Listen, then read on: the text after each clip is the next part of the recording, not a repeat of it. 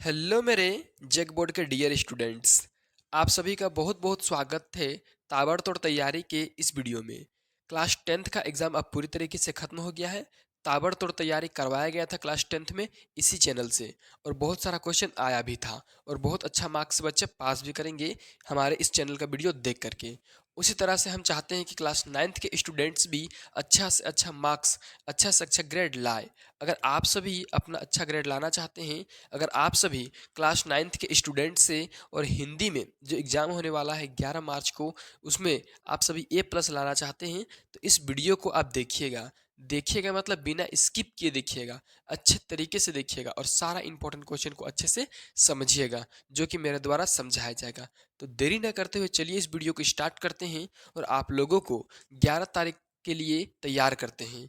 तो चलिए यहाँ पर हम देखते हैं सबसे पहले किस तरह से क्वेश्चन पूछा जा सकता है। देखिए ये है आप लोगों का गद्यांश, ठीक है, और गद्यांश से क्वेश्चन पूछा जा सकता है, और आप लोग चुटकी में गद्यांश का सवाल हल भी कर सकते हैं। इतना तो तेज तरार है हमारे चैनल के बच्चे। देखिए यहाँ पर जितना भी क्वेश्चन दिया हुआ रहेगा गद्यांश का, सारा क्वेश्चन आप लोगों को गद्यांश में मिल जाएगा। जैसे कि यहाँ पर देखिए गद्यांश के अनुसार किसके आगमन के समय खेत लहलहाने लगते हैं, तो किसके आगमन के समय, नववर्ष के आगमन के समय, बिल्कुल सही बात है, ठीक है। उस तरह दूसरा क्वेश्चन, गद्यांश के अनुसार हम सभी त्योहारों को मिलजुल कर एक साथ कैसे मनाते हैं, तो कैसे मनाते हैं, हर्ष उल्लास के साथ, यानी कि ऑप्शन नंबर बी सही होगा, यानी कि खुशी खुशी। चलिए अगला क्वेश्चन देखते हैं। 3 नंबर क्वेश्चन क्या है, गद्यांश का सर्वाधिक उचित शीर्षक क्या हो सकता है, ठीक है ना, क्या होगा। देखिए यही सबसे टफ क्वेश्चन पूछा जाता है गद्यांश में, कि इस गद्यांश का उपयुक्त शीर्षक क्या होगा। इसका मतलब है कि गद्यांश का नाम क्या होना चाहिए। जैसे गद्यांश मान के चलिए एक चैप्टर है, तो इस चैप्टर का आपके अनुसार क्या नाम होना चाहिए। तो सबसे परफेक्ट यहाँ पर देखिए ऑप्शन के अकॉर्डिंग ही मारा जाता है, ठीक है ना। ऑप्शन दिया है देश और त्यौहार, ये भी सही लग रहा है देखने से। फिर त्योहारों का देश, ये भी सही लग रहा है। फिर हमारे त्यौहार, ये भी सही लग रहा है। लेकिन सबसे करेक्ट ऑप्शन है आपका ऑप्शन नंबर डी, त्योहारों का महत्व, ठीक है। चलिए अगला क्वेश्चन नंबर 4 देखिए क्या है, प्रतिफलित शब्द का पर्यायवाची होगा। प्रतिफलित का पर्यायवाची, पर्यायवाची मतलब एक जैसा शब्द, तो आप लोग सभी जानते हो कि खुशी होता है, ठीक है ना। चलिए अब देखिए यहाँ पर गद्यांश के बाद दूसरा नंबर में क्या पूछता है, पद्यांश। पद्यांश मतलब होता है कविता का छोटा सा भाग, ठीक है ना। देखिए ये है पक्षी और बादल, हे भगवान हे डाकिए हे, ठीक है ना। इस तरह से कुछ आपको लोग यहाँ पूछा जाएगा कविता, और यहाँ पर कविता से क्वेश्चन। क्वेश्चन 5वां नंबर क्या बोल रहा है, पति और सॉरी पक्षी और बादल को किस रूप में बतलाया गया है, तो पक्षी और बादल को डाकिए के रूप में बतलाया गया है, मतलब कि पोस्टमैन के रूप में बतलाया गया है। चलिए 6ठा नंबर क्वेश्चन क्या है, तो छठा है, एक देश से दूसरे महादेश कौन जाते हैं, तो एक देश से दूसरे महादेश कौन जाते हैं, फूल और पत्ते, बिल्कुल गलत। पेड़ और पौधे, नहीं। ऑप्शन नंबर कितना है यहाँ पर देखिए, सी में है पहाड़ और पानी, बिल्कुल गलत। और डी, पक्षी और बादल जो एक देश से दूसरे देश जाते हैं, ठीक है। ऑप्शन नंबर डी सही होगा आप लोग का। चलिए 7 नंबर क्वेश्चन क्या है, सुगंध से में कौन सा उपसर्ग लगा होगा, ठीक, सॉरी उपसर्ग होगा, लगा होगा नहीं, होगा। सुगंध में कौन सा उपसर्ग होगा, तो ए नंबर में है स्व, बी नंबर में है सु, सी नंबर में है स्वा, और डी नंबर में है सा। तो यहाँ पर सु वाला होगा, ठीक है ना। सु, सुगंध में कौन सा उपसर्ग होगा, सु, ठीक है। चलिए अगला क्वेश्चन है 8वां नंबर, पद्यांश का उचित शीर्षक क्या हो सकता है, ठीक है। देखिए पद्यांश का भी उचित शीर्षक पूछा है, तो इसका उचित शीर्षक, सबसे अच्छा शीर्षक हो सकता है प्रकृति के संवाहक, यानी कि प्रकृति को ले जाने वाला, ठीक है। अब देखिए ग्रामर से क्वेश्चन पूछा जा रहा है, ग्रामर का टॉपिक भी आप लोग को ध्यान में रख लेना है। क्या कहता है, संख्यावाचक विशेषण की पहचान करें, यानी कि कौन वाला संख्यावाचक है, ठीक है। ए में है लाल टोपी, बी में है गोल चश्मा, सी में है अच्छी या अच्छा आदमी, और डी में है दो बैल। तो संख्यावाचक यहाँ में से क्या है, दो बेल, ठीक है ना, यानी कि ऑप्शन नंबर डी सही होगा। चलिए अगला क्वेश्चन है 10 नंबर, क्या है, विज्ञान शब्द में एक प्रत्यय लगाने से नया शब्द क्या बनेगा। देखिए विज्ञान शब्द, उसमें खाली आप इक लगा दीजिए, ठीक है ना, तो क्या वैज्ञानिक बनेगा, यानी कि 10 नंबर का ऑप्शन नंबर सी सही होगा। चलिए अगला क्वेश्चन देखते हैं हम लोग 11 नंबर, क्या है, तो इनमें से सरल वाक्य का उदाहरण कौन सा है, ठीक है ना। कौन वाला यहाँ में से सरल वाक्य है, ए में है जोर जोर से वर्षा हो रही है, बी वर्षा हो रही है और बिजली चमक रही है, सी मोहन ने कहा कि कल वर्षा होगी, और डी वर्षा हो रही है तथा लड़के खेल रहे हैं, ठीक है। तो 11 का सही आंसर हो जाएगा आप लोग ऑप्शन नंबर ए, जोर जोर से वर्षा हो रही है, ठीक है। तो इस तरह से हो गया 11 नंबर का आंसर कंप्लीट। चलिए देखते हैं 12 नंबर का क्वेश्चन, ठीक है। चलिए क्या है 12 नंबर में, इनमें से किस वाक्य में कर्ता के ने चिन्ह का सही प्रयोग हुआ है, ठीक है ना। ने चिन्ह का सबसे अच्छा प्रयोग, सबसे सही प्रयोग किस में हुआ है? ए में दिया है शिक्षक ने कहा, बी उसने खाना खा रही थी, सी मोहन ने बाजार गया था, डी सीता ने भजन गा रही थी। तो सबसे अच्छा इसका उपयोग हुआ ए नंबर में, शिक्षक ने कहा, यानी कि 12 का ऑप्शन नंबर ए सही होगा। ठीक है, चलिए 13 में क्या दिया हुआ है? निम्नलिखित में से साकार का विलोम पहचाने। कौन वाला यहाँ में से साकार का विलोम शब्द होगा? ठीक है, तो साकार का हो जाएगा आप लोगों का निराकार, यानी कि ऑप्शन नंबर बी सही होगा। ठीक है ना, निराकार। ठीक है, चलिए अगला क्वेश्चन चलते हैं हम लोग। 14 नंबर क्वेश्चन क्या पूछा है? ईंट का जवाब पत्थर से देना, मुहावरा का सही अर्थ पहचाने। देखिए, ईंट का जवाब पत्थर से देना का क्या मतलब है? ताबड़तोड़ जवाब देना। ठीक है ना, जिस तरह से आप लोग ताबड़तोड़ तैयारी कर रहे हैं, जल्दी से चैनल को उन दोस्तों के साथ शेयर कीजिए जो दोस्त इस वीडियो से परिचित नहीं है या वो इतना ज़्यादा भी इंपॉर्टेंट वीडियो को मिस किए हुए हैं। तो इसका जो सही आंसर हो जाएगा आप लोगों का, वो हो जाएगा कड़ा प्रतिरोध करना। ठीक है ना, कड़ा प्रतिरोध करना मतलब ईंट का जवाब पत्थर से देना। चलिए अगला क्वेश्चन क्या है? 15 नंबर क्या पूछता है? निम्नलिखित में से कौन सा शब्द एक वचन है? एक वचन मतलब सिंगुलर नंबर। ठीक है ना, आंसू है, प्राण है, दर्शन है कि आकाश है? ठीक है, तो इसका सही आंसर होगा आकाश। आकाश क्या है आप लोग का? एक वचन है। ठीक है, चलिए अगला क्वेश्चन 16 नंबर क्या पूछ रहा है? औपचारिक पत्र में इनमें से कौन सा विकल्प नहीं होगा? ठीक है, देखिए औपचारिक जो इनफॉर्मल लेटर होता है उसमें कौन सा विकल्प नहीं होगा? अभिवादन करना, दिनांक बैठाना, पता लिखना या विषय लिखना। ठीक है, तो यहाँ पर हो जाएगा आपका अभिवादन करना। हम लोग औपचारिक पत्र में अभिवादन किसी का नहीं करते हैं, ठीक है, अनौपचारिक में करते हैं। चलिए अगला क्वेश्चन है आप लोग के सामने 17 नंबर का। पूछा है निबंध लेखन के अंतिम चरण को क्या कहते हैं? ठीक है, निबंध आप लोग लिख रहे हैं, शुरू से कि अंत पहुंच गए, तो अंतिम चरण को हम लोग क्या बोलते हैं? अंतिम चरण को हम लोग बोलते हैं, बिल्कुल सही, उपसंहार। ठीक है, उपसंहार बोलते हैं। चलिए 18 नंबर का क्वेश्चन क्या पूछा है वो देखते हैं। कह रहा है संवाद में कौन से अंश आवश्यक होते हैं? देखिए, संवाद जब हम लोग बात विचार कर रहे होते हैं, ठीक है ना, तो उसमें कौन सा जो अंग होता है वो बहुत ज़्यादा आवश्यक होता है। ए में केवल विचार, बी में केवल नाम, सी है केवल समय, और डी में नाम, भाषा और स्थान और गतिविधि। तो इसका सही आंसर ऑप्शन नंबर डी होगा, नाम, भाषा, स्थान और गतिविधि। ठीक है, चलिए अगला क्वेश्चन हम लोग देखते हैं 19 नंबर। देखिए 19 नंबर क्वेश्चन देखने के लिए सबसे पहले आपको क्या करना होगा? ध्यान से देख सकते हैं आप कि निर्देश दिया हुआ है उसको पढ़ना होगा। प्रस्तुत पद्यांश को ध्यानपूर्वक पढ़कर प्रश्न संख्या 19 से 22 तक के लिए सही उत्तर का चयन करें। ठीक है, तो आप लोग यहाँ पर जो पद्यांश दिया है उसको पढ़ लीजिएगा।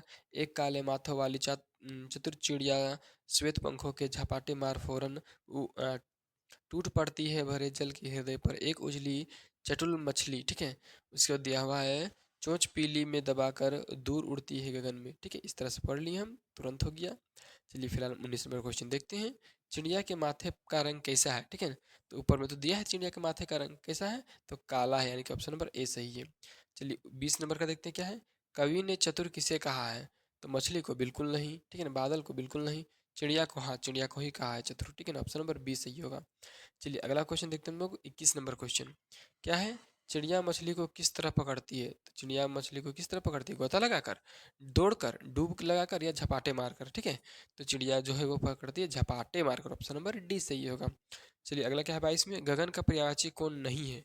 देखिए गगन का पर्यायवाची कौन वाला नहीं है, उसको चूज करना है। ठीक है, तो ए नंबर देखिए दिया है आकाश, बी में दिया है नभ, सी में वसुधा और डी में आसमान। ठीक है, तो इसका जो सही आंसर हो जाएगा आपका ऑप्शन नंबर सी, यानी कि वसुधा, ये जो है ये गगन का पर्यायवाची नहीं है। ठीक है, चलिए अगला क्वेश्चन लोग चलते हैं 23 नंबर। देखिए 23 नंबर बनाने के लिए आप लोग डायरेक्ट बना सकते हैं, किसी भी चीज़ को पढ़ने की जरूरत नहीं है। ठीक है, 23 नंबर क्वेश्चन देखते हैं।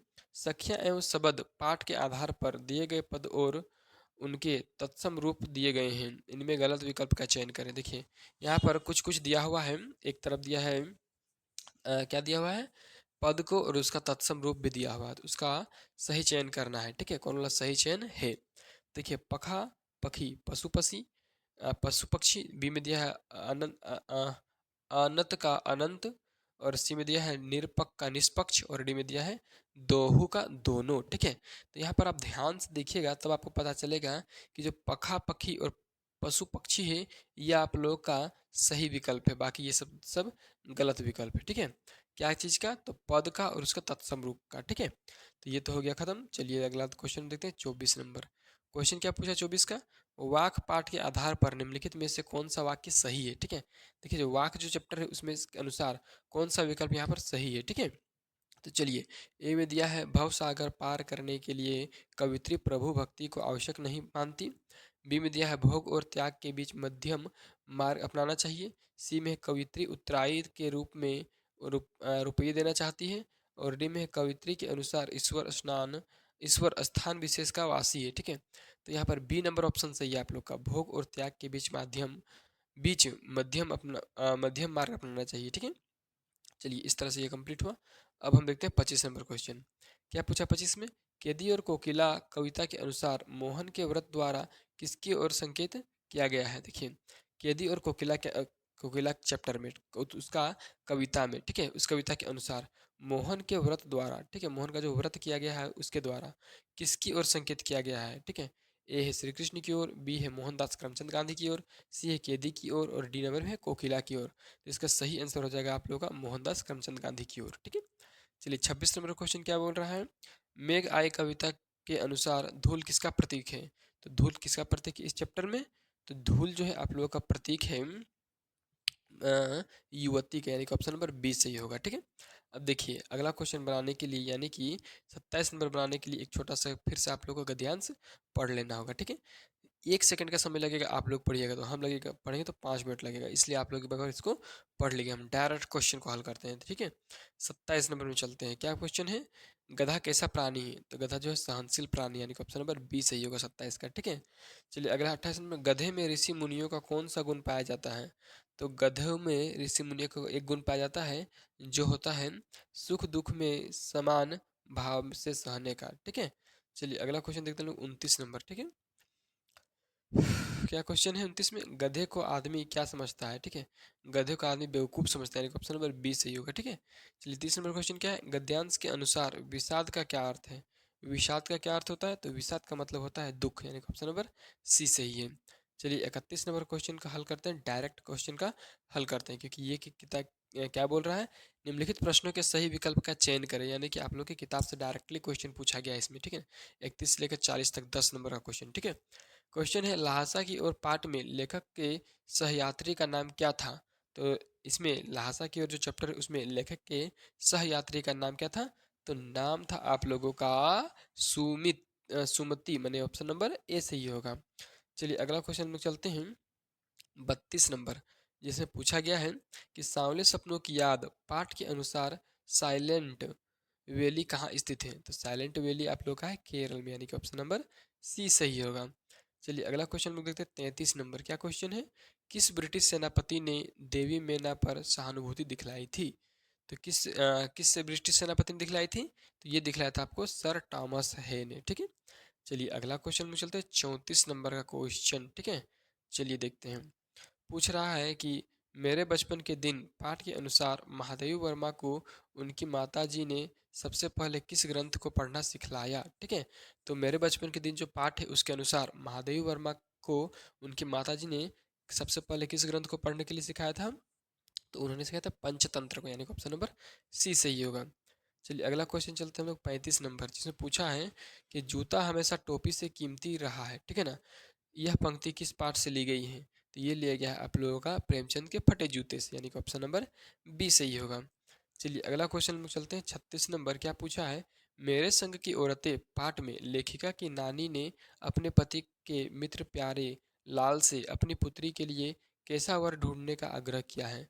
तो ए नंबर में है वकील, बी में है डॉक्टर, सी में है आज़ादी का सिपाही और डी में है शिक्षक। ठीक है, तो कैसा वर ढूंढने के लिए बोला है? तो आज़ादी का सिपाही, यानी ऑप्शन नंबर सी सही होगा। मात्र 3 क्वेश्चन बचा हुआ है, जल्दी से देख लीजिए पूरा। क्या क्वेश्चन कहता है? रीढ़ की हड्डी एकांकी के रचनाकार निम्नलिखित में से कौन से है? ठीक है ना, कौन है? देखिए यहाँ पर क्वेश्चन पूछा है जो रीढ़ का हड्डी एकांकी है वो किसके द्वारा लिखा गया है? ए में है फणीश्वर नाथ रेणु, बी में है मृदुला गर्ग, सी में है जगदीश चंद्र माथुर और डी में है शमशेर बहादुर सिंह। ठीक है, इसका सही आंसर हो जाएगा आप लोगों का जगदीश चंद्र माथुर, यानी कि ऑप्शन नंबर सी सही होगा। चलिए 38 नंबर क्वेश्चन चलते हैं। रीढ़ की हड्डी एकांकी में विवाह योग्य कन्या का नाम क्या है? तो विवाह योग्य कन्या का नाम है उमा, यानी कि ऑप्शन नंबर ए सही होगा। चलिए अगला क्वेश्चन चलते हैं हम लोग 39 नंबर। ठीक है, क्या क्वेश्चन पूछा 39 में? निम्नलिखित में से किस पार्ट में विस्थापन का दर्द है? तो विस्थापन का दर्द किस में है? माटी वाले में, यानी कि ऑप्शन नंबर सी सही होगा। चलिए अगला क्वेश्चन 40 नंबर। माटी वाली पाट में किस शहर का वर्णन है? तो इसमें वर्णन है टिहरी बांध का, ठीक है ना, टिहरी शहर का। तो चलिए ये देखिए, इस प्रकार से हम आप लोगों को अति महत्वपूर्ण 40 क्वेश्चन आप लोगों का कंप्लीट करवा दिए। अगर अभी तक भी आप इस यूट्यूब चैनल को सब्सक्राइब नहीं कर पाए हैं तो अभी भी मौका है, जल्दी से सब्सक्राइब कर लीजिए और बेल आइकन को दबा दीजिए। साथ ही साथ चैनल को जल्दी से अपने दोस्तों के साथ शेयर कीजिए और वीडियो को लाइक करके दीजिए।